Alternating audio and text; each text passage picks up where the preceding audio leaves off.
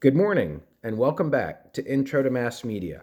I'm coming to you online today, which is appropriate, is it not? Because we're talking about the final chapter before we take the exam. A week from today, Tuesday, the exam number 2, will be held in this classroom. More about that in a moment. But we're talking about the last chapter before that exam. It's online media and the internet, essentially. And it's a mysterious thing, is it not, as a form of mass media, because it has no tangible properties to it. If you know that word tangible, it means it's not something that you can see, feel, and hold like you can a car radio or a television receiver. Yes, we receive the internet on the phone, but the way that we conceptualize it in our mind is not that the thing that we're holding is the internet. The internet is out there. It's all the phones that are connected to each other more than it is the actual phone. And so it makes it a different kind of mass medium to study for this class. And we're going to be studying this mass medium online, essentially, for these two classes to help reinforce what it's like to deal with this mass medium. This is what we use this class for. This is why we have rounding some corners posts in here as well, so that you are also a machine of mass media throughout the semester. We are studying mass media from as many dimensions as we can. And the internet is the newest mass medium. It's still in process, right? It's still developing. It's still sort of in a robust growth phase where we don't quite know how it's going to turn out. And like radio, the internet was not conceived as a mass medium. It was not. So we're going to be talking about the internet today in those two contexts. It wasn't born to be a mass medium, and it's also the newest mass medium. All right, now for the exam. Let me talk about that. Kanaya is going to, or has already announced to you the times at which she is going to be holding her exam review study sessions. And so please plan for those to make sure that you give yourself the best chance on the exam that's coming up 1 week from today. I'll say some more about the exam when it comes to the next class on Thursday in terms of its format. But for right now, you should be thinking that the exam is 1 week away and that it's going to cover chapters 6 through 10 in the book. Chapters 6 through 10 all the way on up through the internet media. Remember also that there will be questions on the exam from non-reading classes, which is to say the Rolling Stones class that we had, and also the two classes that we had on film, where we watched the French film. So please make sure that you are able to study those notes as well. All right, back now to our subject at hand, which is the internet. Kanaya is going to be bringing up links throughout this, so you'll hear my audio throughout the class, but not necessarily the video. So to continue on with how the internet is a new medium, the internet is still establishing itself as a place where companies can make a profit delivering content. We know that not all companies that came over from legacy media, so to speak, have been able to do that successfully. For example, newspapers, we have already noted, are having a real hard time of it. And if you look at the average newspaper in a town, it's shrunken. It's, only a few pages. Look at the Pocono Record here. It's hardly anything to it anymore. And a lot of the employees have been reduced, etc. And yet, like other companies that distribute media content, newspapers have had to go over to the internet to push out their content. All newspapers have web pages. And so it's very, very difficult for them to figure out how to get people to pay for that on the internet when people are so used to getting things for free. So the internet is still trying to establish itself as a place in business. It's doing well for companies like Facebook, but is it doing well for companies like Twitter? No, not even Twitter is making money on the internet today. Also, the internet is something that everybody uses, but the expectation is that the content is always going to be for free, even though everybody is using it. Also, traditional media or legacy media, as I mentioned earlier, radio, TV, newspapers, traditional media are still trying to figure out their relationship to the internet. Is it simply an extension of how they distribute their content? Or is it a way for TV shows, for example, to provide behind-the-scenes footage that you can only get on the internet? And that's what makes the internet the most appropriate outlet for that particular show. Traditional media is still trying to figure out, does radio belong on it for free? Newspapers, we already marked as on for free. How does film use the internet? So that relationship is still playing out as well. All right, now let's go to the internet and let's trace its historical developments, trying to figure out who are the people behind the inventions and what were the inventions. Believe it or not, the internet was originally used by a combination of two groups that don't normally get together. the military and academics. The military and academics, mostly on the West Coast, the military had this idea of sharing information on the web. And we're going to find out how that led to an internet, connections between networks, internet, how that's going to lead to an internet, because the military used academic settings, which is to say universities, to test out this technology.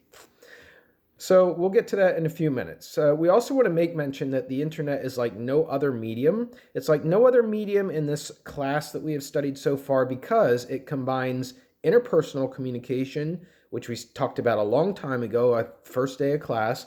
We talked about also group communication, which is a communication amongst a small group of people. And then we also have mass communication.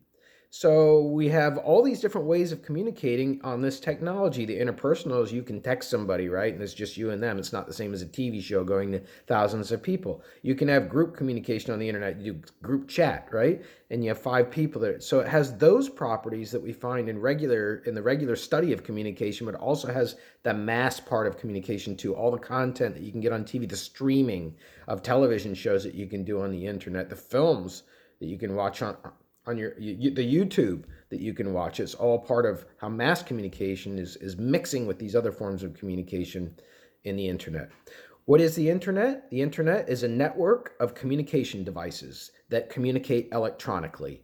It's a network of communication devices, and the devices are communicating electronically. You can start to see this emerge. Go back to that photograph that we had at the beginning of class and picture that in your head right now.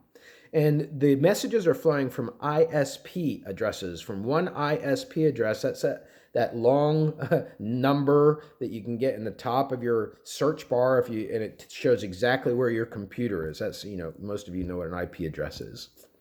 All right, now to get to some of the links that Kanaya has. So first of all, what is involved in the communication of messages on the internet is a form of communication that's called packet switching.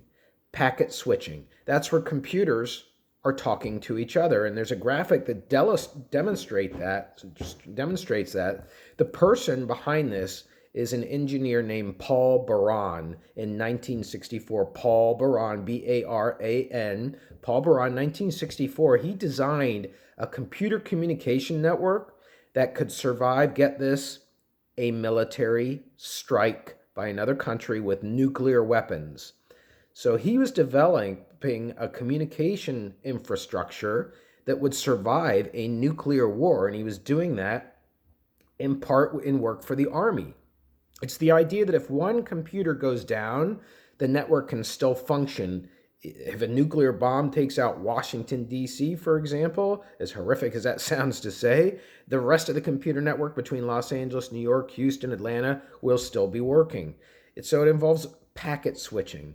And what packet switching does is it cuts the messages into little pieces and sends them along the easiest route. So it takes, to put it in very, very simple terms, it takes a sentence, breaks it into a couple words and a couple more words and a couple more words, and sends them out on the internet.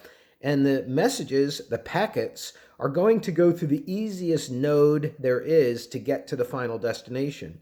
If the final destination is Los Angeles for the email, and the node in Kansas City is experiencing less internet traffic than the node in Madison, Wisconsin, or the node in Ames, Iowa, or the node in New York City, the internet is going to go through the quickest node. And that's all part of this strategy to be able to survive the network coming down, according to in the event of a nuclear strike. And so that was a big feature of allowing computers to communicate with each other. Now, simultaneously with that, there was a researcher in England named Donald Davies. Donald Davies, he was designing the same thing, but he wasn't doing it for the military. Davies, in fact, gave this term packet switching its name. He's the one that came up with it, but Paul Baran, he's the one who's known for developing it. Okay, so let's talk about ARPANET now, right? There's all these acronyms in the internet. ARPANET. ARPANET stands ARPANET. It stands for the Advanced Research Projects Agency. Advanced Research Projects Agency. It was a wing of the military, a wing of the U.S. military, and it was designed to see how people could use computers to improve communication. So how regular people could use computers to improve communication. And there was a psychologist who was hired to work on this project, an academic psychologist. His name was JCR. He has three first initials, JCR Licklider, Licklider. And he was that psychologist who was working on using computers to improve the communication between human beings, not just efficiency-wise, but in other ways.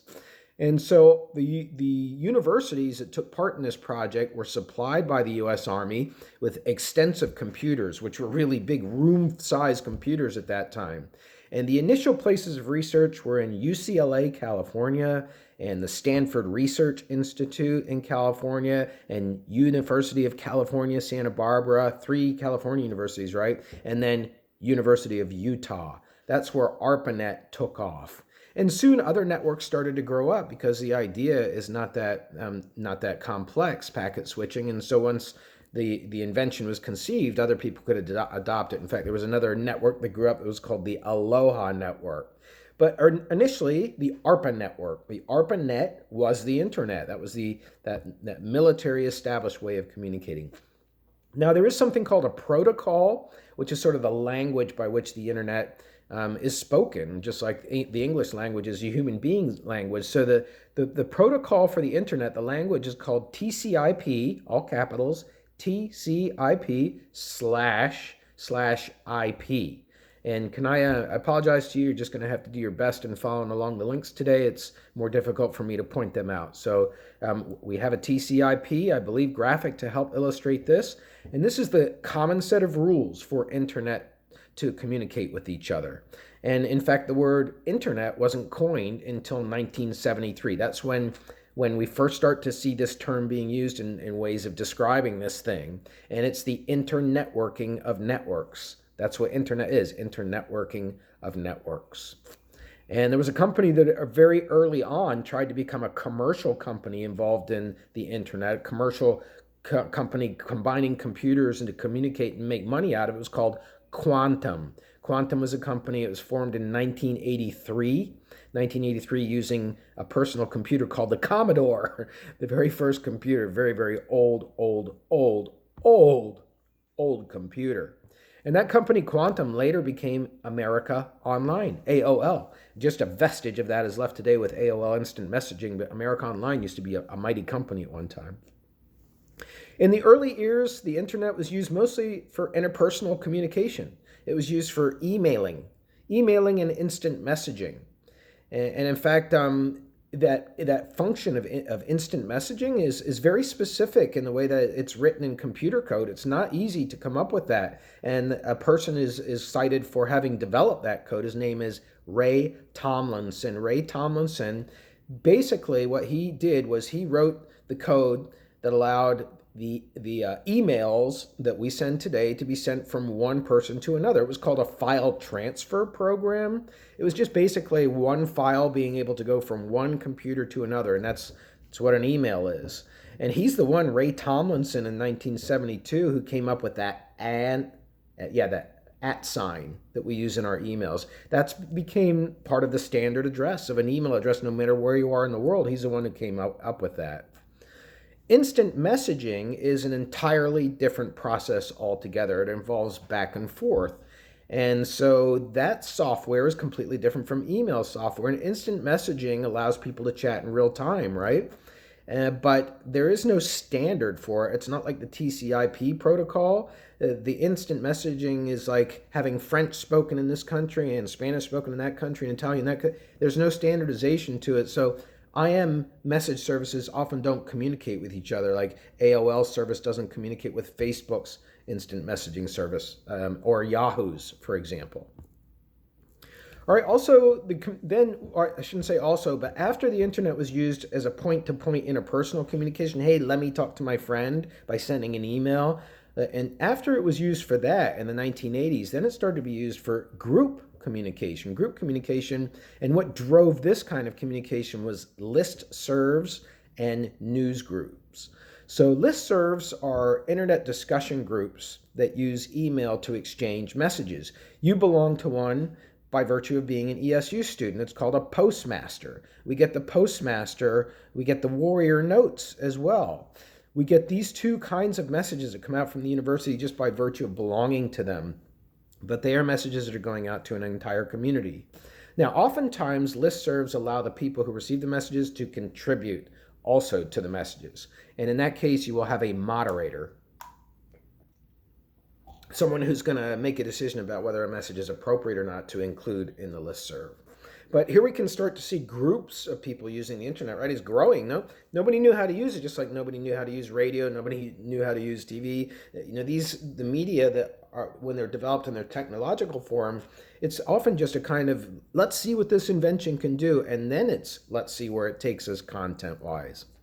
So eventually we do get to mass communication on the World Wide Web. It happens in the 1990s, not that long ago, right? Just before you were born, the 1990s. So the internet in this phase of its development starts to be used for much more than just groups. It starts to become mass communication. And the person who's credited for this is Tim Berners-Lee. He has a hyphenated last name, Berners-Lee, Berners Lee, L-E-E. He's from the United Kingdom or Great Britain, and he owned a book from the Victorian era, which was the 1800s. We talked about a lot of technology in this class as occurring during the 1800s. He wrote a book there called Enquire, Within and Up Everything. Now, that's not the right name of the title. I have it wrong in my notes here. I'm going to have to get back to you on that. It was a book that developed the concept that every piece of knowledge in the world could be contained in the book. And he was inspired by that idea. Every piece of knowledge could be contained in a book. And he thought, well, that's not possible. But what is possible is every piece of knowledge could be contained on the internet. You have only to need to know where to go to find it, and then hopefully not have to pay for it. And so he wrote a software program for his computer called Enquire. And that software program was simply to organize documents on his computer, lists of people. But what it ended up doing was actually serving as the imprint for the software for the entire internet as a medium of mass communication, because it became known as the World Wide Web. That was his software. And it had three components to it. Tim Berners-Lee's literally groundbreaking development. It had the URL address. That's known as a Uniform Resource Locator. I bet you didn't know that. You know URL, you hear it all the time, but I bet you didn't know it was standing for Uniform Resource Locator. And that's basically the address of the content, where the content is housed physically. Next up is a second component. You have the HTTP. The HTTP standing for Hypertext Transfer Protocol. And that's the protocol for sending and receiving content. HTTP. You've seen those links on your computer as well. And then we have the third and final component, and that's HTML. HTML, which is standing for Hypertext Markup Language. And that's programming language to create web pages. I don't know the language, but I know many students in this audience can write HTML and can therefore create web pages with links that take you to other places. Now, very important ideal that Tim Berners-Lee followed and wanted to have live forever in the internet. And that ideal is that the internet should be decentralized and free. Those two things define the internet. It should be decentralized and free, meaning that no one central power has control of the internet, and also that the content shouldn't cost anything. Now, all of those two principles do not exist in all circumstances, of course, but we do see that today, largely, those are the expectations of the internet. Now, some other notable inventions. I know we have a graphic for this, Kanaya. So we have Stanford researcher Doug Engelhardt. He is the person who invented the mouse. Stanford researcher Doug Engelhardt. You can take a look at that. We have a photograph of it. Boy, what an old, antiquated looking thing that is. It's even wooden, the original mouse. We have another researcher we want to highlight. His name was Ted Nelson. Ted Nelson. He invented hypertext. Ted Nelson inventing hypertext, the ability to click through a document and go somewhere else, helping also to keep it decentralized. You put a document out there with a link, people go away from the document, they don't come back to your document, or they might not come back. They may end up on Amazon Prime or somewhere like that. So that's the internet today. It's decentralized. It's basic technology is still free. Most documents are accessible. You know that for yourself. You get a lot of stuff for your classes on here. Now let's talk about browsers. The very first browser that was easy to use was called Mosaic. Mosaic, I remember it in the ESU computer labs when it was doing its work. You had a spinning globe on your screen, and boy, that could be frustrating watching that globe spinning and spinning and spinning and spinning. That was the very first successful browser. I have a graphic for that. Hopefully, Kanai was able to find that. And then that was followed by the next browser, which was Netscape. Netscape, and that became a very popular browser after because Mosaic fell out of date. It was too slow. And then even Netscape is gone now. Now let's talk about broadband. Broadband is likened to a highway. And if you're driving into the city like Philadelphia and you're on the Schuylkill, those portions where there are only 2 lanes, traffic gets really, really clogged up. But if you drive into Los Angeles, you have 6 lanes, and theoretically they should flow faster, but they don't always either. But when there's nobody on the roads, zip, you can get right in. And that's what broadband is about. It's about more lanes for internet traffic to flow.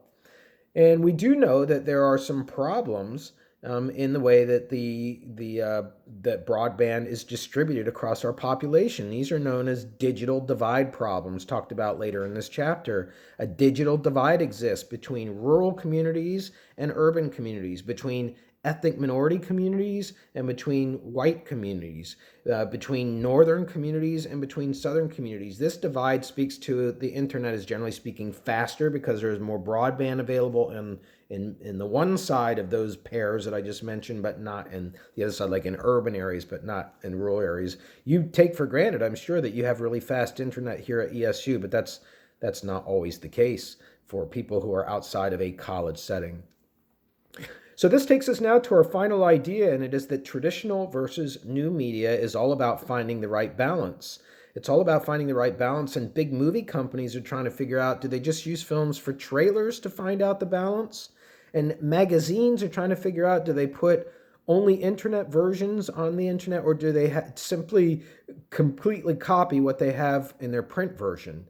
And similar video games are wondering, are we more played on the internet as a mass form of play and communication, or is it something that's still taking place in a 18-year-old male's dorm room?